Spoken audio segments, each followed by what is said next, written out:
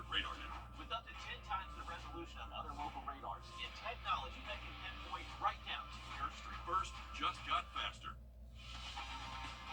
Live from Augusta. Breaking news.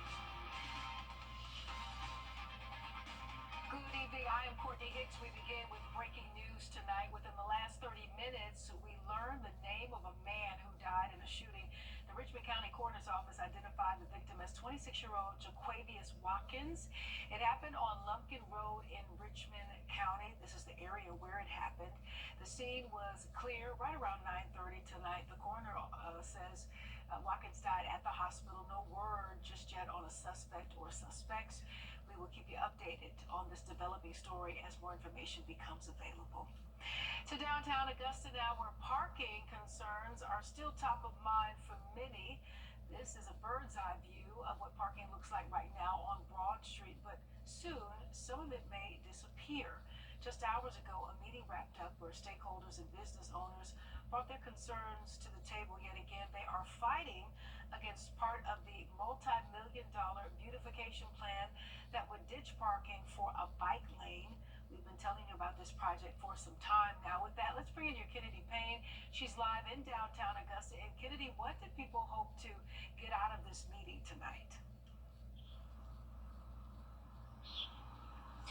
Yeah, well, tonight they were looking for compromise, and for many that meant taking out the proposed bike lane, adding those parking spaces back in. Now, the city says no matter what with this project, you are going to lose parking spaces because they have to update them because they're too narrow. But business owners say at the end of the day, what matters most is they're worried this project will threaten what's keeping their business alive, and that is parking. For many business owners in downtown Augusta, Broad Street isn't just an address, it's their life's work. And for many, losing parking means losing hope. Don't know that I'm super optimistic that we're going to get what we need on the 500 block. So I think we're still going to be without storefront parking, which is going to really impact us. Those few feet between a customer's car and the front door could make all the difference. And a project meant to revitalize downtown may instead leave it empty. Is it going to be worth it at the end? And if we lose that much parking, it concerns me that we won't be able to stay there. Many say the problem is losing parking spaces to a proposed bike lane. So I asked the question, why is it on the 500 block we lose our storefront parking? The answer, the bicycle lane. Even starting a petition with over 1,600 signatures asking the city to rethink their plans. And that is the public making their voice known. They're not going to walk blocks to come meet with us. John Ussery is with traffic engineering, and he says they're listening and they've already made changes. There was just over 400 parking spaces in the approved design, but we did ask the engineer to go back and see if he could add more parking, and he was able to add in another 170 or 180 parking spaces. But he says nothing will change until parking is managed. We limited how long you could be there, or if there was metered parking, it encourages people to come down and utilize the businesses, but at the same time, they're not just going to take up a space for hours and hours and hours. But there's still hope that Augusta can grow without leaving behind the businesses that built it. We do need to make sure that we have convenient parking for our businesses. This is our central business district, and it must be beneficial for the businesses to survive. And John Ussery says typically it's hard to go back this late in a project and make changes. He says that's not impossible though, and communication, he does say going forward will improve. They did get some email addresses and some phone numbers tonight. They're also going to be using social media. And as for now, the plans are still in motion, but so is the community, and business owners reminded everyone tonight that downtown Augusta still has a voice. Yeah, and we hope everybody can come to a means and find a sweet spot and everybody can get satisfied now. Kennedy, we know the next meeting is set for May 29th from 2 until 3 p.m. It will be at the Old Fort Discovery Nested on Riverwalk, and we want to thank you for this report tonight. We appreciate you. Now the weather, as we send it over to your first alert meteorologist, Mikhail Hannah Harding, and you're tracking some breezy conditions, and you partner that with those hot conditions. It was some hot, breezy weather today. Definitely was very windy out there. We're going to see a windy day for tomorrow. These temperatures still this afternoon, and what it will be likely again for tomorrow. We could see gusts anywhere from 25 to 35 miles an hour, possibly on the higher end, those gusts closer to about 40 miles an hour. So sustained winds 15 to 20 all reasons to secure those loose items outdoors and also give those high-profile vehicles extra room on the roadways. We'll talk more about your forecast in full detail coming up. All right, thank you, Mikkel. A woman is facing charges after a deadly hit and run on Monday morning at Beach Orchard and Willis Foreman Roads. 23-year-old Kiana Grady is accused of failing to stop or return to the scene of the accident. She is charged with homicide by vehicle, hit and run, and following too closely. This is the earlier video of the scene. The coroner's office identified the victim as 42-year-old Jolene Davis. Officials say Davis was riding her bike at the time of the crash. According to inmate bookings, Grady's bond is set at just over $12,500. An urgent call across state lines tonight as officials in Allendale and Richmond counties need your help finding 4 missing people. We start in Allendale as county deputies say 47-year-old Warren Umans Jr. was last seen on Sunday wearing a white t-shirt, blue cargo pants, and black Reebok shoes, along with an Army fatigue do-rag. If you have any information, please call the Allendale authorities. To Richmond County, where deputies are searching for 13-year-old Van McNear and 17-year-old Elijah Scott. McNear was last seen on May 16th at the A&PM gas station on Rozier Road wearing gray, blue, and brown joggers and a blue shirt. He frequents the Rozier and Windsor Spring Road area. Elijah Scott was last seen Monday at his home in Hepzibah wearing a white t-shirt, gray sweatpants, and yellow Crocs. If you know where these young men are, please call the Richmond County Sheriff's Office. And lastly, Carissa Koss was last seen May 17th after being released from Wellstar MCG. It is not known what she was wearing or what direction she was traveling in. If you have any information on her, please call the Richmond County Sheriff's Office as well. All right, it's been nearly 3 years since the shooting death of 37-year-old Latoya McMillan in Bamberg, and now SLED is asking for your help as they continue to investigate. SLED says the shooting happened on July 4th of 2022 when officials were called to a home on Hauser Street for a burglary where they found McMillan dead from a gunshot wound. If you have any information, please give SLED a call. And we are on your side with a safety alert tonight. The Richmond County Sheriff's Office is warning you of a phone scam. Officials say scammers are using public records to trick you into believing a loved one is in jail, injured, or facing an arrest. They are using government agency caller ID so that you can fall for the scheme. The purpose of the scam is to get you to send them money.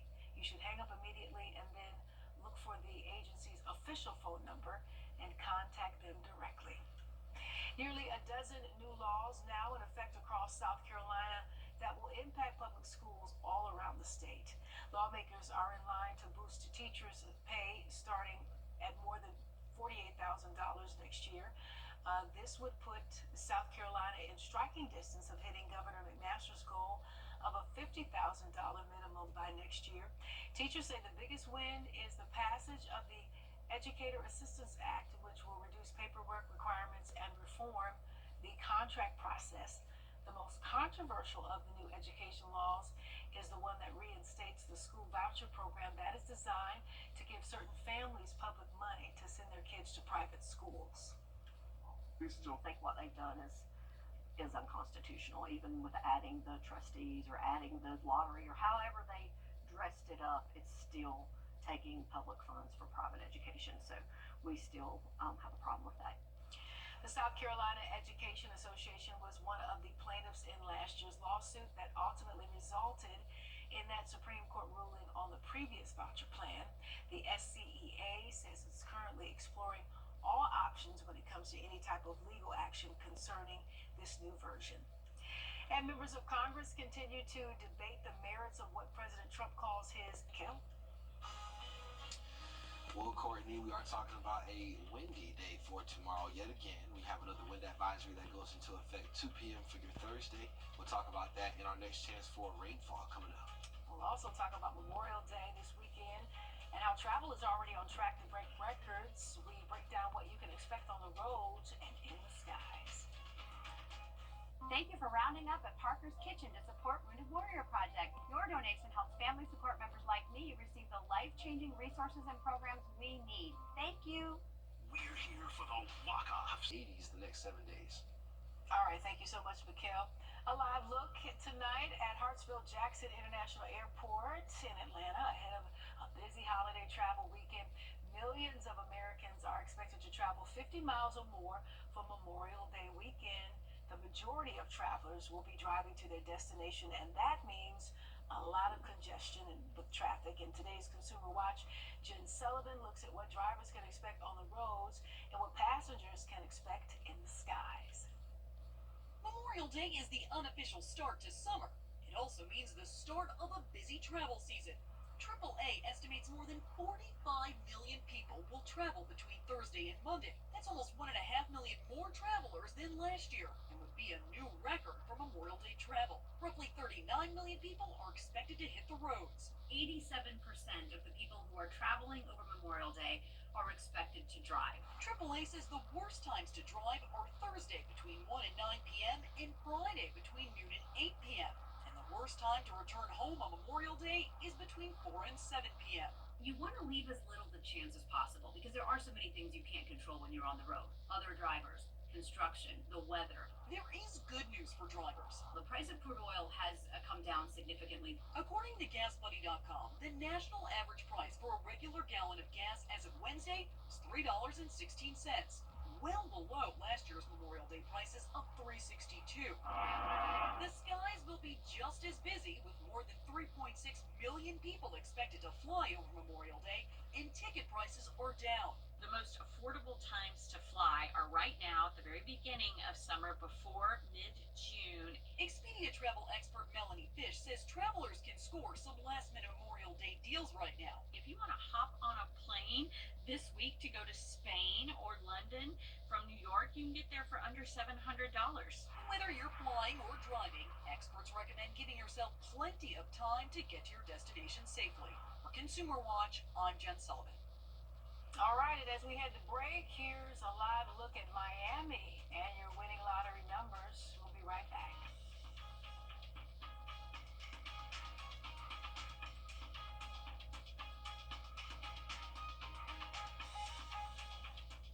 Hey, it's Anna Christina. This Saturday, I'll be at Jimmy's Home Furnishings for their huge Memorial Day sale. That's my go-to guy. Can you fix my smartphone? Nights, weekends, 24/7. Get your safe offer on the line for $999.999. First Alert Radar, powered by Jim Hudson Automotive Group. On your sideline, sponsored by Chandler Law Firm. The South Carolina High School League baseball playoffs continue on. Two local 2A teams who have met 3 times already going to bat once more in the Upper State Championship. Strom-Thurmond has never beaten Batesburg-Leesville. In all 3 prior meetings, the Panthers beat the Rebs a collective 18-6, never scoring more than 4 runs apiece. Same deal here. That is a clean sweep of the Rebs this season. Strom-Thurmond ends the year with a record of 17-11. Georgia has not won in the SEC tournament since 2021.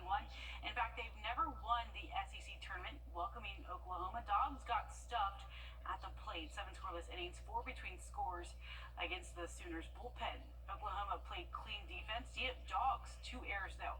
A 2-run 6 innings stuck Oklahoma up 3-1. They are a comeback team, just not this time. Maybe saving that for the regionals. An early exit in the SEC tournament. Selection Monday on deck for the Dogs next. Georgia putting an extension on baseball coach Wes Johnson. The school announced it is adding another year to Johnson's deal. The new contract will keep him in Georgia's dugout through 2031. It also includes an increased compensation package that was undisclosed. There was chatter tying him to that Mississippi State vacancy. Johnson was being paid $1 million this year after receiving a $300,000 raise in 1-year extension after last season. South Carolina softball getting ready for Supers. It's the first time the program has hosted a Super Regional since the expanded format in 2005. It's been 7 years, though, since their last appearance in a Super. This is also the first time under head coach Ashley Chastain-Woodard that they've made it to the second weekend. She was hired almost a year ago. The number 8 Gamecocks will host the number 9 seeded Bruins at Beckham Field starting Friday. Your mind is, hey, like we're a few away from the biggest stage, the stage we've always dreamed of playing on. So I think we'll definitely talk through that this week. I think at some point it becomes super motivating and inspiring inspiring that like we're so close. I think that there comes a point where it almost works in your favor. I think when you're too far away from it, it doesn't work in your favor. But I think once you get inching closer to where you want to go, I think it puts a lot of winds in your sails. So we're going to talk a lot about it.